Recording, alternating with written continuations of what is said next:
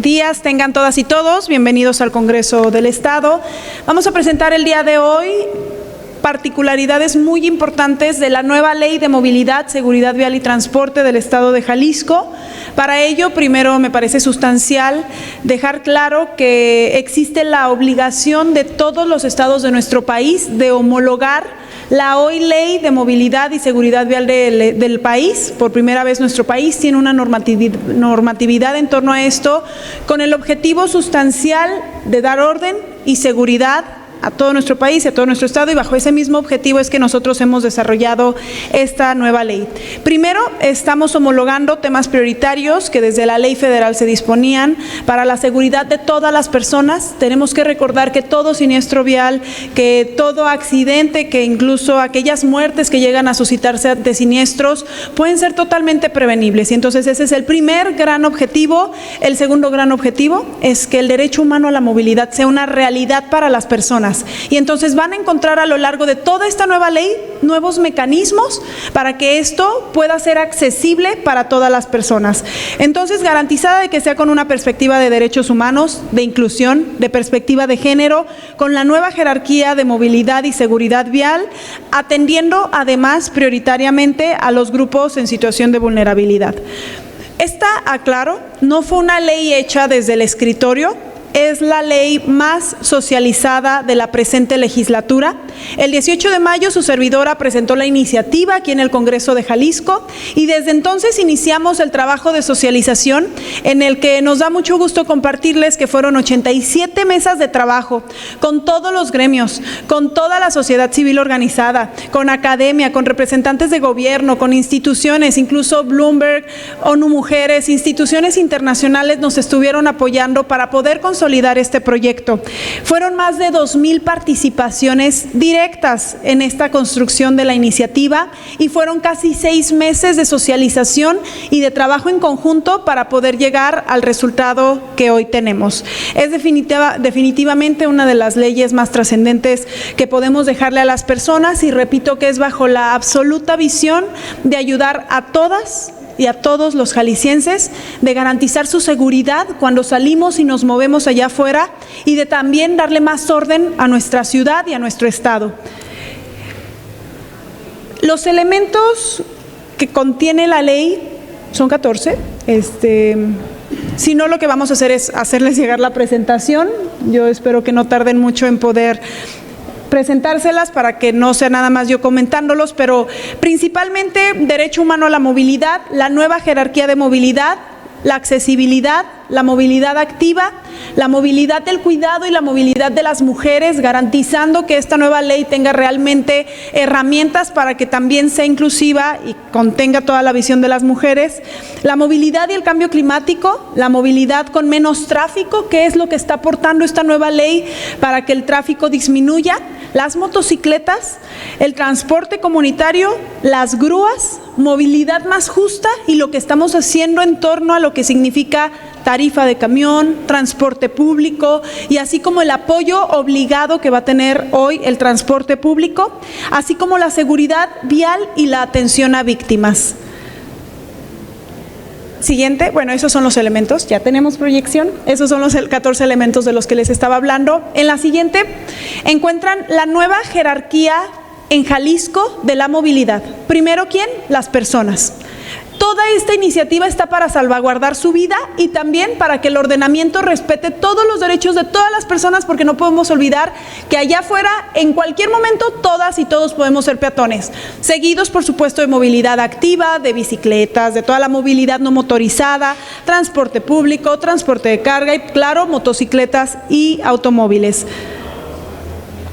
¿Qué estamos haciendo para que el tráfico disminuya a través de esta nueva ley? Primero, la garantía de la atención a los choques lamineros, en la que resaltamos la gran diferencia de lo que estaba en la ley anteriormente y lo que esta hoy contiene, la posibilidad de que las personas al momento de un siniestro puedan moverse sin la presencia de alguna autoridad.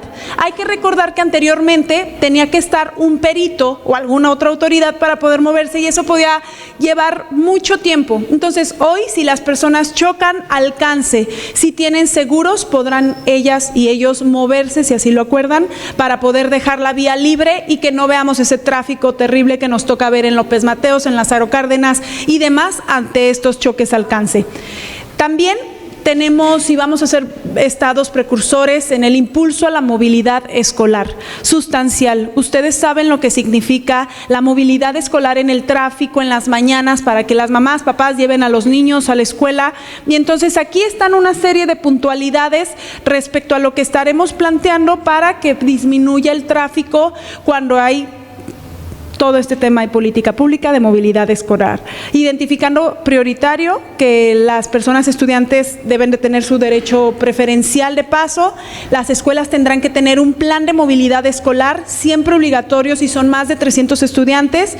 Los municipios deberán identificar y reducir factores de riesgo en torno a las escuelas. Claro que es prioritario que no existan siniestros viales en las escuelas, patrulla escolar y la promoción de la movilidad activa y transporte escolar y el llamado carpool, buscar que las personas no lleguen un coche por un auto, un coche por una persona, perdón. Siguiente, por favor. Motocicletas. Sustancial.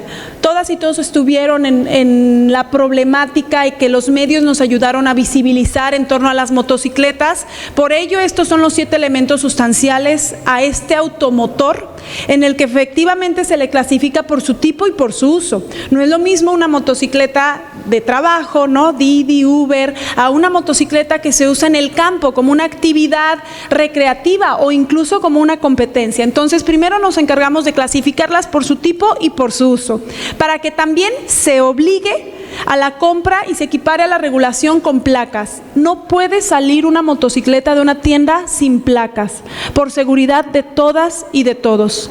Tercero, la constancia o póliza de seguro obligatoria.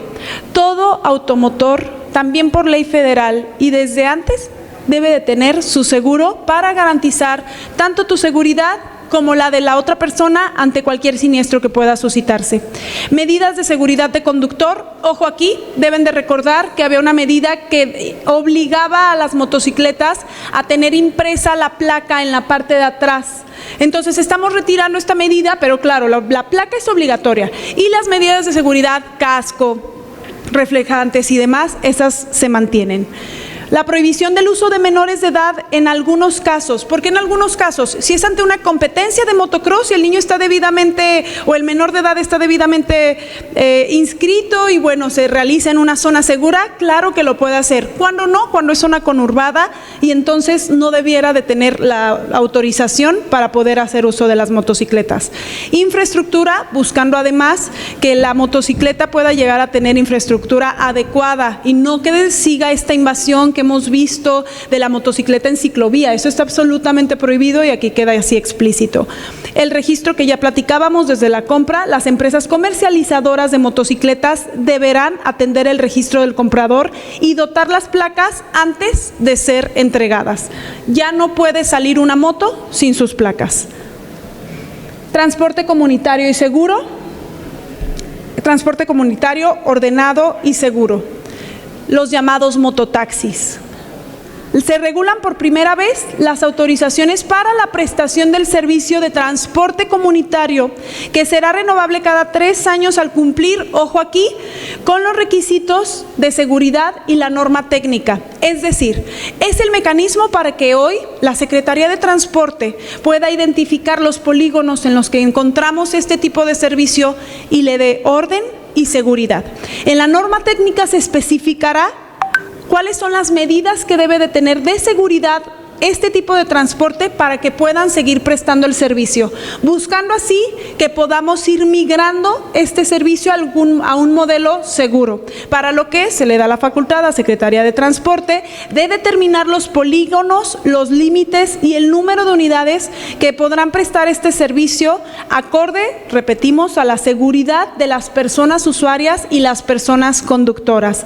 La antigüedad permitida será 5 años para este tipo de vehículos en gasolina y diésel y 7 años para híbridos y eléctricos. Siguiente. ¿Cuál es el mecanismo para que se registre? ¿Van a quedar legales a partir de la publicación de la ley? ¿O qué tiene que hacer? Ya casi acabamos, ¿les parece si acabo para reunir todas las preguntas, ¿no? Pero voy anotando su pregunta. Mecanismo. Ahorita lo platicamos. Grúas, porque grúas también es un tema muy importante. No existía una regulación completa en torno a las grúas y ustedes saben que era una de las mayores demandas de la sociedad y algunas de las denuncias en torno a corrupción y demás era uno de los temas que necesitábamos privilegiar en esta normatividad. Y entonces son 6 elementos principales respecto a grúas. La primera, que es una autorización hasta por 6 años con posibilidad de prórroga. ¿Para qué? Para garantizar la calidad del servicio. Si la persona que tiene la grúa cumple, tendrá la posibilidad de la autorización y su prórroga. Si no, ya no podrá dar este servicio. 2, se regula que ahora sea sujeto a tarifas oficiales. Las demandas de la ciudadanía era que algunas te cobraban 1,000, 2,000, 4,000 o lo que ellos decidían y entonces ahora la ley dispone que la norma técnica también tiene que establecer la tarifa oficial para que nadie pueda cobrar ni un centavo más de lo que la ley dispone. Tercero, se define la modalidad específica en la ley. Cuarto, se establece el manejo de la cabina única a través de Secretaría de Seguridad. ¿Por qué? Ustedes saben que la Policía Vial depende de la Secretaría de Seguridad. Entonces lo que estamos buscando es que precisamente sea Secretaría de Seguridad quien dé esta correlación. ¿Cuál es la grúa que envías? ¿Qué autoridad te la pide? Y des el seguimiento de ello, para que ante alguna denuncia de corrupción, alguna denuncia específica de algo ilícito, sea directamente la Secretaría de Seguridad quien tenga esta información para poder dar el seguimiento. También se tiene que actualizar la norma técnica del servicio de grúas y la inscripción en el padrón de personas operadoras y conductoras para el registro de prestación del servicio debidamente pormenorizado.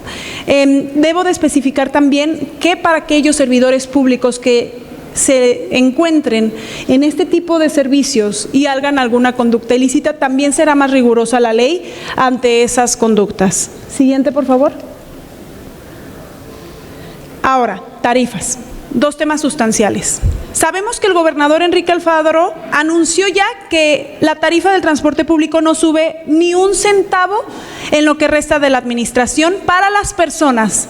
Aquel aumento que llegue a tener la tarifa lo va a pagar el gobierno para que la persona no deba desembolsar ni un centavo más para poder usar su transporte público. El gran reto que teníamos en la legislatura y como presidenta de la comisión era qué íbamos a hacer para evitar tarifazos en los gobiernos venideros.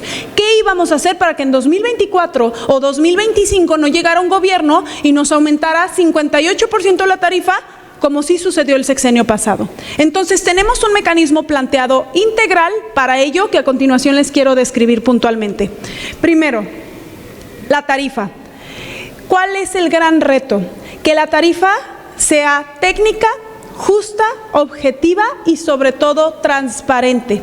Que los medios de comunicación, que la sociedad sepa cómo se actualiza la tarifa, bajo qué mecanismo y cuáles rubros se usan para actualizarla. Por eso mismo se propone en la ley una fórmula de indexación con ponderadores, es decir, con elementos técnicos emitidos a nivel federal. Ojo, no son elementos que el gobierno del estado se inventa o que nada más existen en algunas partes, son elementos que existen en todo el país y que son instituciones autónomas las que los emiten, el cual va a ser validado por un comité técnico social que contará con representatividad de diferentes sectores de la sociedad y ojo aquí, porque en ese comité nadie del Poder Ejecutivo tiene silla, es un comité técnico y social. Siguiente, por favor. Este es el articulado. Me interesa mucho que lo tengan para que ustedes mismos puedan validar que lo que les estamos diciendo es la realidad y aquí podamos hablar de su interpretación. Siguiente, por favor. Esto es fundamental. Se establece la tarifa ponderada, es decir, que toma en cuenta la tarifa actual y considera 3 elementos sustanciales para en su momento la indexación: combustibles, recursos humanos y gastos operativos. Estos 3 son emitidos por las instituciones autónomas de las que hablábamos: el órgano federal regulador de la materia de energía, el INEGI y la Comisión Nacional de Salarios Mínimos. También establecemos la tarifa preferencial, es decir, la obligatoriedad del 50% de descuento para estudiantes, jefas de familia, personas con discapacidad, adultos mayores y maestras y maestros. En la ley vigente no existía el concepto de tarifa social. Lo que sí estamos haciendo hoy es salvaguardar a todas las personas y desarrollar un capítulo completo para que la tarifa y el gasto que las personas hacen no sea agresivo para sus economías. Siguiente, por favor. La fórmula. ¿Cómo va a funcionar la indexación? Primero, es una fórmula construida para tomar en cuenta los costos y la inflación. Todo ha subido. A lo largo de los años todo siempre sube y no es una cosa que el Estado pueda prever, pero que sí podemos nosotros como legisladores garantizar que la tarifa solo pueda ser calculada a través de estos elementos técnicos publicados por organismos autónomos y que la gente los conozca. Garantizar una revisión constante y que esta revisión constante sea por parte del Comité Técnico y Social. Y lo último, más sustancial. ¿Esto significa que la tarifa aumenta cada año en automático? No. Fuerte y claro, no. Esto significa, primero, que hay elementos claros, objetivos y públicos para calcular el posible aumento de la tarifa. Que hay un comité que va a revisar estos elementos, que va a revisar la fórmula y que lo va a validar. Y lo tercero, más importante, que si el comité evalúa y le entregan la norma de calidad y el transporte público no cumple con esta norma de calidad, no hay indexación, no puede subirse ni un centavo la tarifa. Solo se puede llegar a hacer la indexación si se aprueba la norma técnica de calidad. Siguiente, por favor.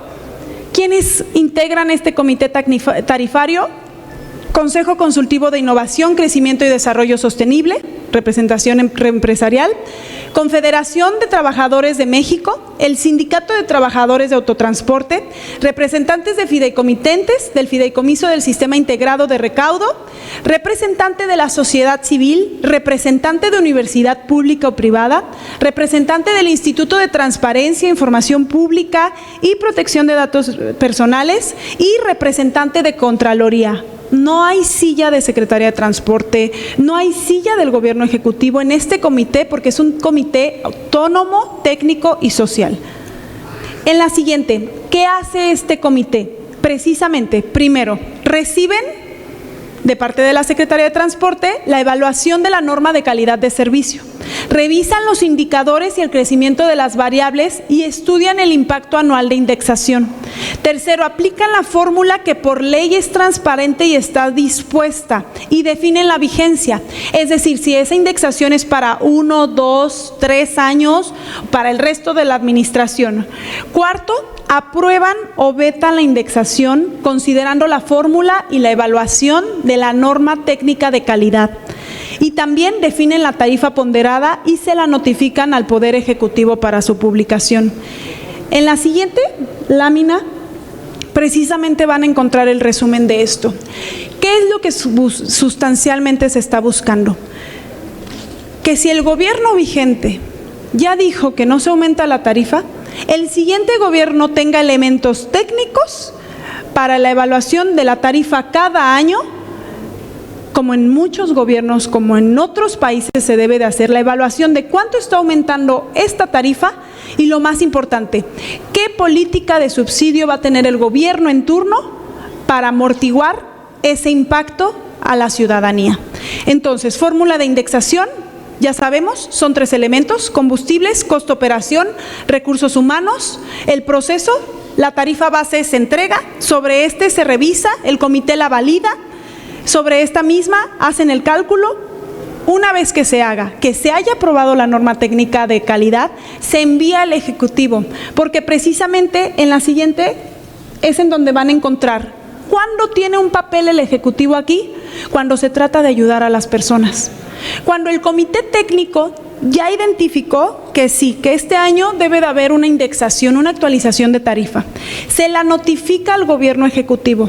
Pero acuérdense, por favor, que en esta ley de lo que nos encargamos fue que el fondo de apoyo para todas las personas usuarias del transporte público quedara en la ley, para obligar que todos los gobiernos venideros inviertan en la movilidad de las personas e inviertan en cada viaje realizado de cada usuario del transporte público.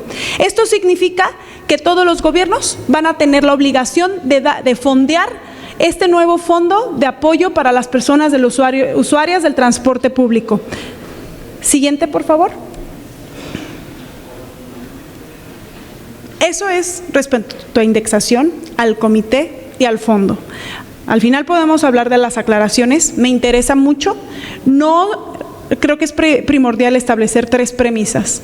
La primera es que no va a haber una indexación y una actualización automática cada año.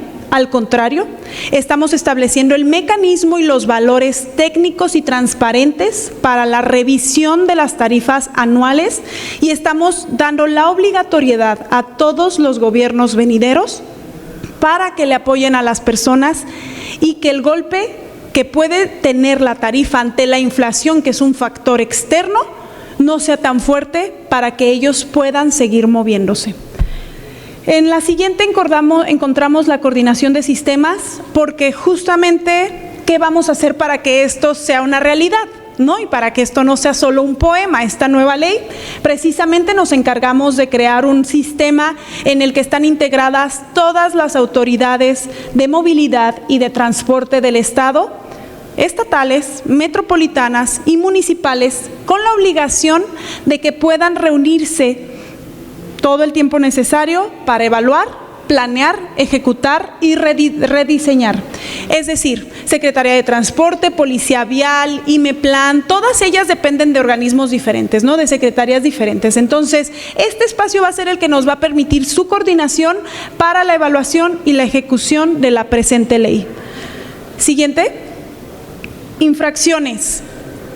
Se ha levantado la falsedad de que esta es una ley recaudatoria. Absolutamente no. Esta es una ley para salvar la vida de las personas ante siniestros viales. ¿Qué quiere decir esto? Las únicas infracciones que llegan a aumentar son las que ponen en riesgo la vida de las personas. Cuando no estás respetando al peatón, cuando le echas el carro encima, cuando te subes a su banqueta, a su cebra peatonal, ahí, ¿por qué? Porque recordemos la jerarquía de la movilidad. Primero las personas, primero los derechos y el salvaguarda de las y los peatones. Segundo, las personas motociclistas que no respetan su carril de circulación o que circulan en pasos de desnivel o puentes cuando explícitamente está prohibido. ¿Por qué? Por seguridad de ellos, por los siniestros que han llegado a ocasionar, y porque eso nos va a permitir salvaguardar la vida de las y los motociclistas y de las personas allá afuera. Sí, aquí están. Sí, con mucho gusto. En pasos peatonales estaba de 960 aproximadamente a 1,400 pesos. Hoy está de 900, perdón, al revés. De 96 a 480 pesos estaba el día de hoy. Ahora se aumenta de 900 a 1,400 pesos más o menos. En motociclistas estaba en 96 pesos a 480 cuando no respetaban su carril o cuando usaban desniveles y puentes y estaba explícitamente prohibido, y pasa de 400 a 960 pesos más o menos. Cuando se transporta a una persona menor de 12 años de edad en los asientos delanteros, salvo que los vehículos no cuenten con asientos traseros, si deben de ir adelante forzosamente, deben de transportarse con un asiento elevado. ¿Para qué? Para que ante algún siniestro la bolsa de aire le llegue a salvar la vida y no sea la triste pérdida de algún menor de edad. Ante esa situación, De 900 a 2,000 pesos que estaba la multa, hoy es de 1,400 a 2,400 pesos aproximadamente. También personas motociclistas que lleven como acompañante a una persona menor de edad que no pueda sujetarse por sus propios medios. Ya lo conocían, la anterior llamada ley sándwich. No pueden ir niños en las motos que no se puedan sujetar. Está en riesgo su vida. Y entonces se trata de salvaguardar su vida, y también la multa crece de 1,400, que estaba a 2,400, a 1,900, 5,700 pesos. En la siguiente, el celular. Uno de los principales causantes de los siniestros, leves y graves. ¿Qué pasa? Está prohibido ir con el celular hablando por teléfono, maniobrando, texteando. Claro, si eres un Uber y tienes tu celular correctamente puesto en un dispositivo externo, ¿no?, que te permite ir viendo la ruta, eso claro que está permitido. Solamente cuando el celular es usado por la persona conductora para hablar, textear o algo que pueda estar en riesgo de él o de las personas que lo están acompañando. La multa pasa de 1,400, estaba entre 1,400 y 2,400, crece de 4,800, de 900 a 4,800. Repito, habíamos hablado de choques lamineros. La gran mayoría de choques lamineros es porque la gente maneja y habla por teléfono. Una última que había causado controversia, el fumar mientras manejas. Precisión importante, esto es para el transporte público. Cuando la persona conductora de transporte público está fumando y manejando al mismo tiempo, eso será acreedor de una infracción, porque repetimos, puede ir distraído, fumando, prendiendo el cigarro y manejando al mismo tiempo una unidad de transporte público, y entonces pone en peligro su vida y también la de todas las personas que son usuarias del transporte público.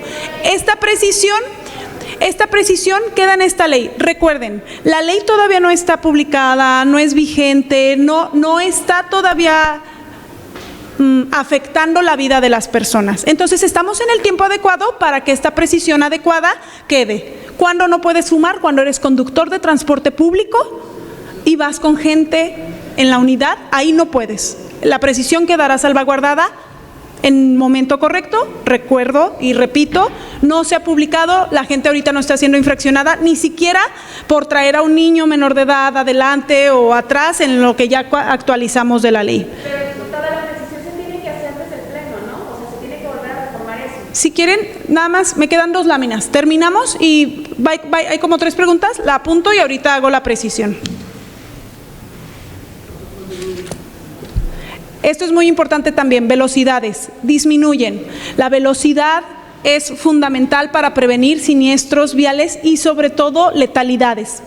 Son 30 kilómetros en escuelas, en hospitales. Es fundamental salvaguardar los derechos y la vida de estas personas. 50 kilómetros en avenidas primarias sin acceso controlado. 80 kilómetros en carriles centrales de avenidas de acceso controlado, 80 kilómetros en carreteras estatales fuera de zonas urbanas y 50 kilómetros dentro de zonas urbanas. Son 110 kilómetros establecidos por la ley federal, para automóviles 95 kilómetros, para autobuses y 80 kilómetros para transportes de bienes y mercancías en carreteras y autopistas de jurisdicción federal. Todas estas son medidas, todas las anteriores que hemos dicho, normas, acciones, políticas y sistemas orientados a controlar en la mayor medida de lo posible factores de riesgo con el fin de prevenir y reducir las muertes y lesiones graves ocasionadas por siniestros de tránsito. También estamos salvaguardando los derechos de las personas víctimas de siniestros viales. Se contempla para este capítulo creado por primera vez en la ley, que se debe de garantizar todos los derechos a las personas víctimas. Deben de recibir orientación, información, acompañamiento, ellas y sus familias. Respeto irrestricto a la dignidad y privacidad e intimidad y asistencia médica, atención prehospitalaria, tratamiento psicológico, así como la reparación integral del daño, restitución, rehabilitación, compensación, satisfacción y garantías de no repetición en apego a la Ley General de Víctimas y la normatividad aplicable. Repito, esa es la gran razón por la que ha suscitado todo esto, para salvaguardar la vida de las personas y, si llegan a ser víctimas, para salvaguardar sus derechos. Y la última, esta nueva ley da más orden, seguridad y buscamos poder ayudar a todas las personas a que su derecho humano a la movilidad sea una realidad. Vamos a abrir espacio a las preguntas, si les parece. Creo que tienen un micrófono por allá o necesitamos el mío, ustedes me dicen. ¿Alguien tiene agua? Me quedé. Sí, ahí ya está.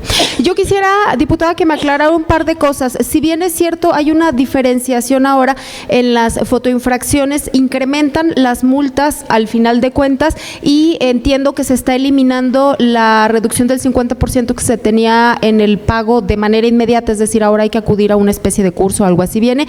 Y en el tema de lo del cigarro, nada más aclarar, entonces en lo que está aprobado en este momento está, pero ¿van a hacer una modificación?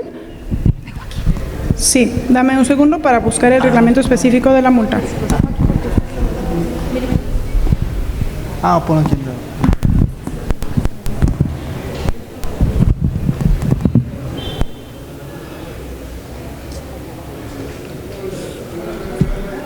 Miren, efectivamente, fotoinfracciones. Ya sabemos que la regulación de la velocidad es sustancial para prevenir siniestros y está comprobado que muchas de las veces que alguna persona fallece y la persona iba en exceso de velocidad, todo hubiera podido ser prevenible si la persona no hubiera ido en ese exceso de velocidad. Por ello, la infracción que ya existía de 900 a 2.800 pasa de 1.900 al mismo tope, 2.800. El descuento en la ley de ingresos, estoy revisando, según yo prevalece, ¿no? O sea, nosotros no movimos y no tocaba y no correspondía a la ley. Entiendo que prevalece, ahorita se los confirmo. La iniciativa de movilidad quedó aprobada el día viernes. No ha sido publicada, no está afectando la vida de las personas aún porque seguimos en el proceso propio del legislativo para poder hacer cualquier tipo de adecuaciones como esta, ¿no? Que fue una imprecisión en la que debía de quedar muy claro para que no existan malas interpretaciones de que sí se va a infraccionar a quien vaya fumando y manejando si es transporte público. Entonces, esta claridad así de precisa para que la persona policía vial no llegue a hacer una mala interpretación, la vamos a dejar muy clara con el apoyo de las demás fracciones esta semana. ¿Alguna otra pregunta? El pleno, ¿verdad, diputada? Porque no se puede modificar un dictamen, aprobarlo en el pleno, sin que sea justo otra vez en el pleno. Sí, por eso digo que con el apoyo de las fracciones haremos la precisión específica de que sí se infracciona a quien fume y maneje cuando va en una unidad de transporte público y que la gente puede estar tranquila, porque ahorita no los van a infraccionar, no es vigente, no está publicada, no les afecta en su día a día. Ahorita pueden salir e ir fumando y nadie los puede infraccionar porque esto sigue siendo un dictamen que está en poder de todas y todos los diputados y antes de ser entregado, antes de ser publicado, que no ha sido, estará esta adecuación hecha. Pero finalmente, ¿qué pasó ahí? Es decir, ante las críticas de los opositores precisamente de que se apresuraron a aprobar esta ley, ¿qué pasó ahí? ¿Se equivocaron? ¿Omitieron eso? ¿Qué pasó? Específicamente por Sí. Primero, no fue nada apresurado, 6 meses de discusión, 87 mesas de trabajo y 2,000 participaciones, creo que no son apresuradas, pero esta precisión que creo que siempre hay que ser muy precisos, muy específicos, más si se trata de infracciones, esta precisión señalada sobre todo por los medios de comunicación este fin de semana, creo que debe de quedar absolutamente clarificada y para ello estamos en un buen momento para hacerlo. No se ha afectado a nadie, no hay ninguna persona que haya sido infraccionada por eso y entonces debidamente quedará aquí ajustado para el bien común. Ay. Ajá.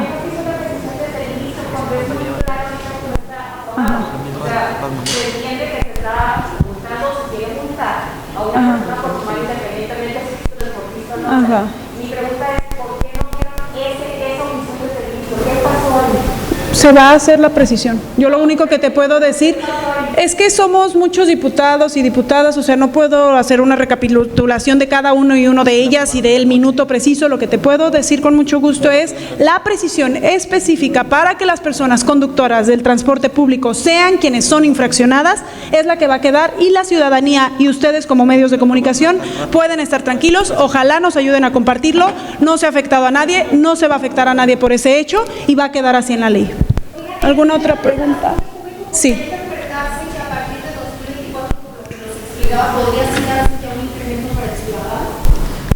El incremento de la tarifa del transporte público va junto con la inflación. Es decir, incluso el siguiente año y en 2 años la tarifa va a aumentar. El compromiso del gobernador Enrique Alfaro fue que él va a pagar todo el incremento de los siguientes años hasta el 2024, pues queda claro, ¿no? Queda claro que él va a destinar los recursos públicos para que la ciudadanía no pague ni un centavo más, pero no significa que la tarifa se va a congelar por factores externos. Entonces, lo van a ver, seguramente en 2023 la gasolina va a subir, los costos de todo va a subir, y entonces va a haber un incremento que el gobierno va a subsidiar. En el 2025 pues no podemos garantizar lo que el gobierno ejecutivo va a decidir. Si va a decir, oigan, ¿saben qué? Voy a seguir absorbiendo el 100% del subsidio para que sigan pagando 9.50, o dice, oigan, ¿saben qué? Voy a subsidiar tanto porcentaje y la gente va a pagar el otro porcentaje, pero eso ya es propio del siguiente gobierno. Los ganchos que estamos dejando en la ley es que el siguiente gobierno no tenga la facilidad de llegar y decir, pues se actualizó, la vamos a subir 60%, noticia a la ciudadanía, van a pagar 17 pesos, por dar un ejemplo, ¿no?, de la tarifa. Eso ya no lo van a poder hacer a través del mecanismo que les dije. La ley prevé los elementos técnicos para la tarifa, la ley prevé quiénes lo van a definir y sobre todo prevé que el gobierno va a tener que invertir presupuesto público a las tarifas. Siempre tendrán que pagar una parte de la tarifa del transporte público en lugar de la ciudadanía. Diputada, lo de los mototaxis, ¿cómo queda? Me refiero al mecanismo.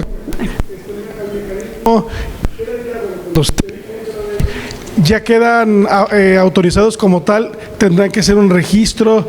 ¿Se va a hacer? ¿Cómo se van a hacer ese mecanismo? A ver, no.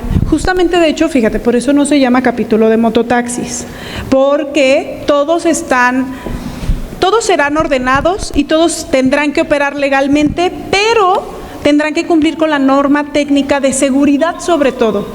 Entonces, lo que estamos obligando aquí es que Secretaría de Transporte deba de salir, evaluar bajo qué condiciones están operando, cuáles son los polígonos prioritarios y en los que más demanda y más oferta hay de estos, y deberán de establecer la norma técnica de seguridad de estas unidades. Ahí nos van a decir si son 4 llantas en lugar de 3, ahí nos van a decir que tiene que haber seguros, que todos tienen que tener cinturón, lo que ya sabemos, que tienen que estar emplacados, que deben de estar capacitados, que deben de tener licencia, es decir, se les va a dar orden. Claro, que sigue, que tengan un padrón, ese padrón de personas, ese padrón de conductores, todas esas reglas, este capítulo es lo que da pie a que existan. Sí creemos que es la solución a que este problema que ustedes también nos habían ayudado a visibilizar tenga una mejor solución, porque la migración será más adecuada. La ley que disponía antes, que tal vez tenían que migrar a camionetas tipo van, seguro lo recordarán, pero para una persona que tal vez tiene una unidad de mototaxi, pues tal vez migrar económicamente a eso era inviable. Entonces, lo que esto está previendo es que existan condiciones de viabilidad para la migración, siempre contemplando la seguridad.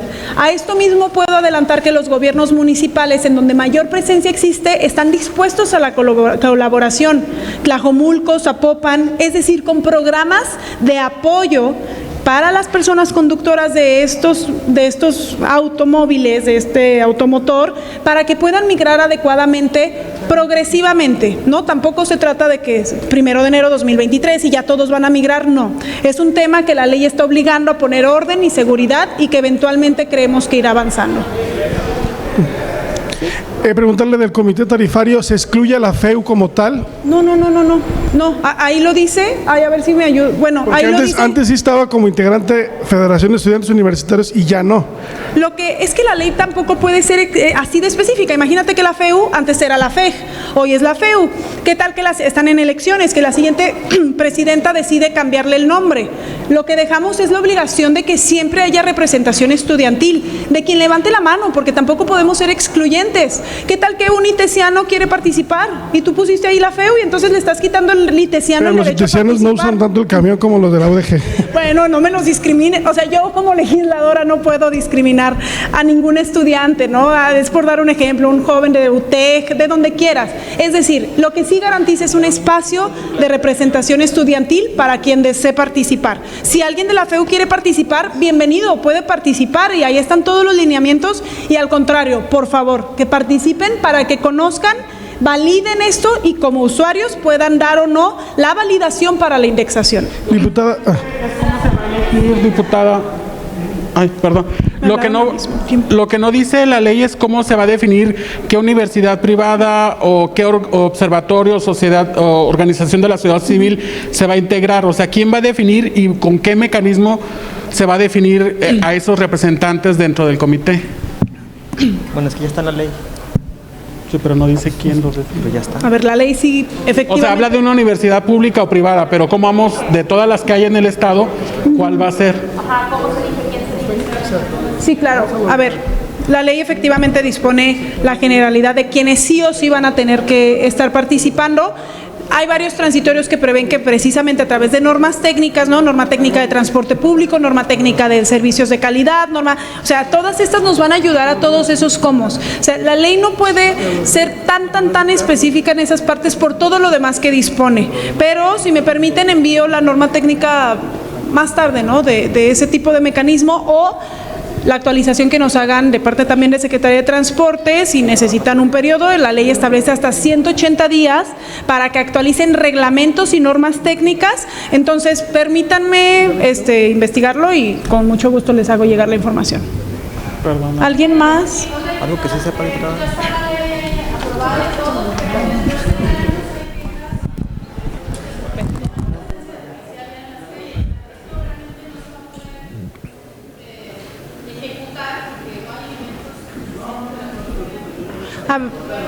Era sustancial aprobar esta nueva ley antes de la discusión de egresos, de presupuestos, porque precisamente si vemos la necesidad de que se llegue a contratar más policía vial, tendremos que tener reuniones precisamente con ellos para el planteamiento del presupuesto 2023. Entonces, esa es una discusión que podremos iniciar a partir de todas estas obligaciones que precisamente, como mencionas, requieren quien se encargue de la vigilancia.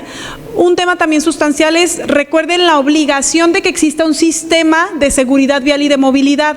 Esto significa que no nada más va a ser la policía vial, serán los agentes de municipios, serán también la Secretaría de Transporte con sus elementos, IMEPLAN, es decir, hoy garantiza que todas las instituciones de movilidad y transporte estén coordinadas y organizadas para el cumplimiento de esta ley. Entonces, efectivamente, resumiendo, en la discusión de egresos podremos evaluar esta denuncia que se había hecho de la necesidad de más elementos para ver si es un tema presupuestal y ahí desde ahí lo podemos llegar a resolver.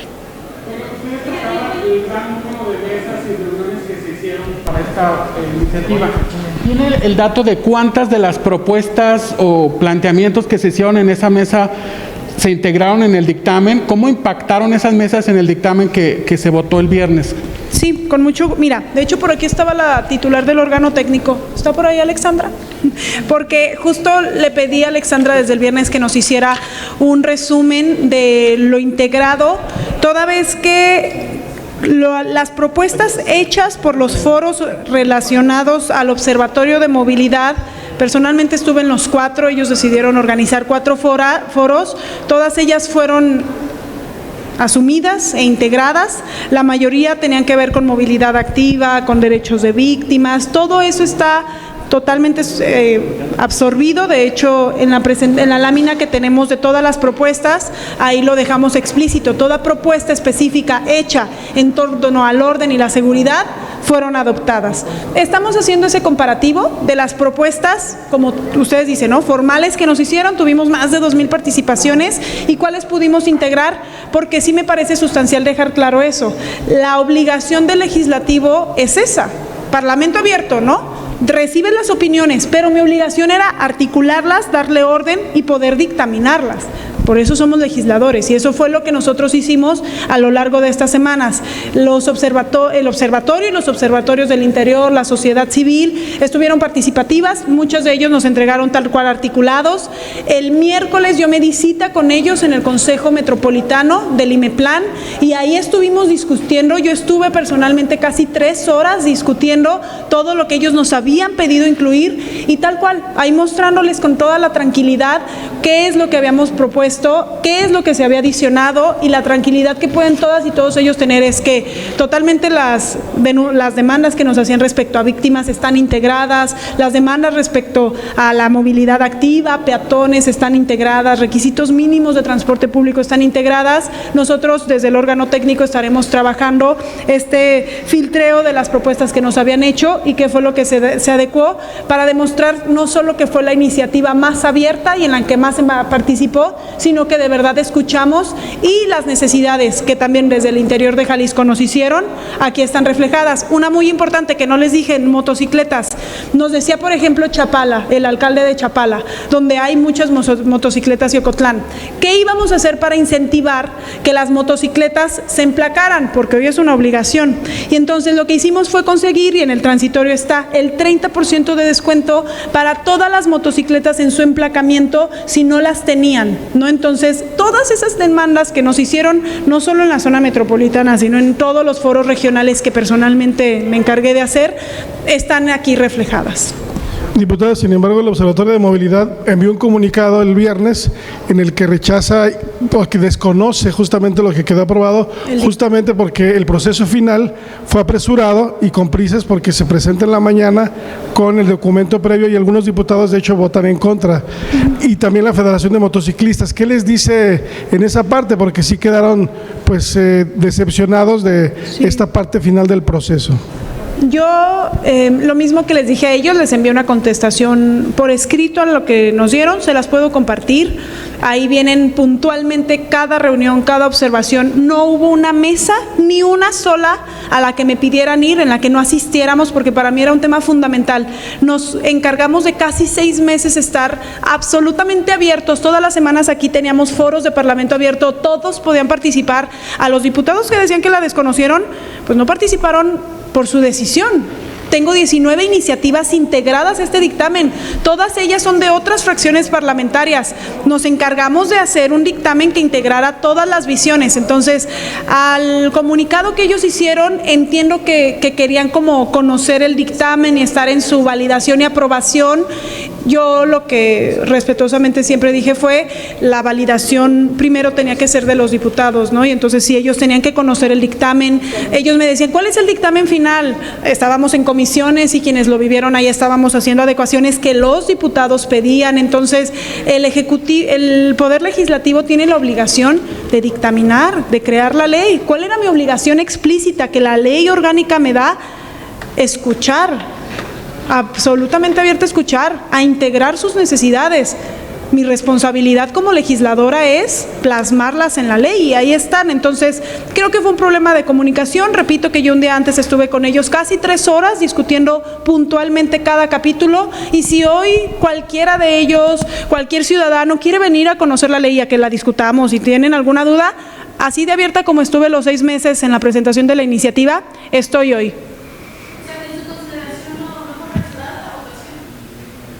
Apresurado el proceso no, porque ya dije que fueron 6 meses, la votación, las formas aquí pues no dependen de mí nada más, ¿no? O sea, yo no puedo sola, yo sí, pero no estoy en la mesa directiva, en la Jucopo, es decir, esas cosas de forma no están en mis manos, ¿no? Yo no soy pues la representante de bancada, ni la presidenta de la mesa directiva, ni secretaria. Entonces, no tengo la absoluta, ni siquiera la absoluta, ¿no? O sea, son las formas que el Congreso también establece.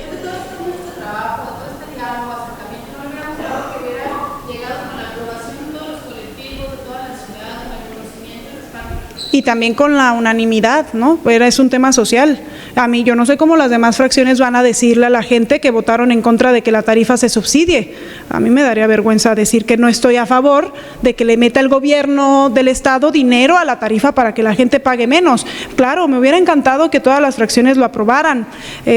Pues si fue un tema de formas, en lugar de darle importancia al fondo de la ley, no está en mis manos. No quiero hablar a nombre ni de mis compañeras y compañeros diputados y tampoco puedo hablar específicamente de la forma porque repito que no estoy ni en la Jucopo ni en la mesa directiva. Entonces yo lo que sé es que el dictamen fue socializado, que lo hicimos con la integración de todas las personas y que yo estaba lista para cuando ellos lo dijeran. Luego me preguntaban, creo que era en el informador, ¿cuándo se aprueba? Como en verano. Y yo les decía, creo que en septiembre, máximo finales de septiembre. Miren, se hizo octubre, entonces mi responsabilidad como titular y como presidenta de la comisión era tener un dictamen con la visión de todas las personas, socializado, y en eso no hay una iniciativa más socializada y más integrada que esta que hicimos.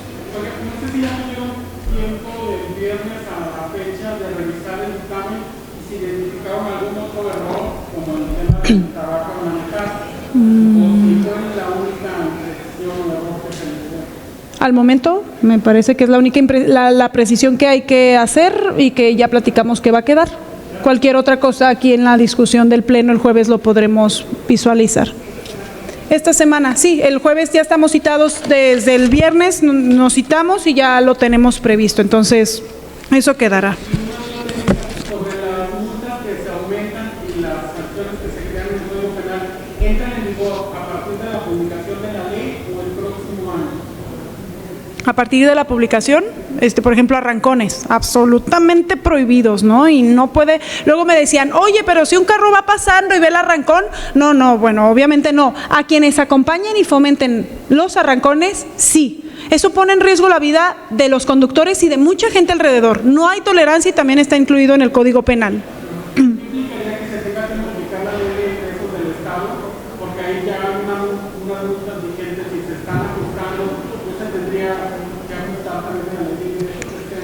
Nosotros tenemos la comisión pronto con la presidenta de Hacienda y estaremos revisando también esta precisión para en caso de que tuviera que suscitar, lo haríamos, ¿no? Ahorita no tengo la respuesta, no estoy con la presidenta, pero les notificamos si así debe de ser, si es necesario o si no lo va a hacer. El aumento, por los aumentos que son sustanciales, hay otros que no lo son tanto, pues.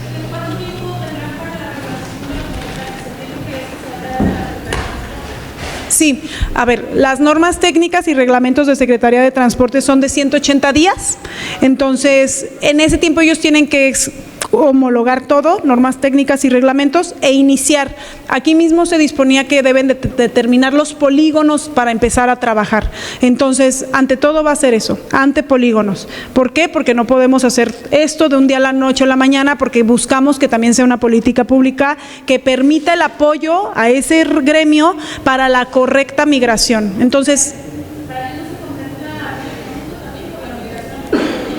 estamos justo trabajando con los municipios para ver si a través del gobierno del estado, si del municipio, qué mecanismos podemos hacer. Ya es una materia más ejecutiva que legislativa, pero estamos personalmente involucrados al respecto. Yo creo que pronto les tendremos noticias de Zapopan y Tlajomulco, en los que ya tenemos mesas de trabajo y donde más demandado ha sido esto precisamente. Muy bien, me voy a ir corriendo. ¿Se puede? ¿Ya? ¿No más dudas? Cualquier cosa, de todas formas, saben dónde está mi oficina. Voy a Murano.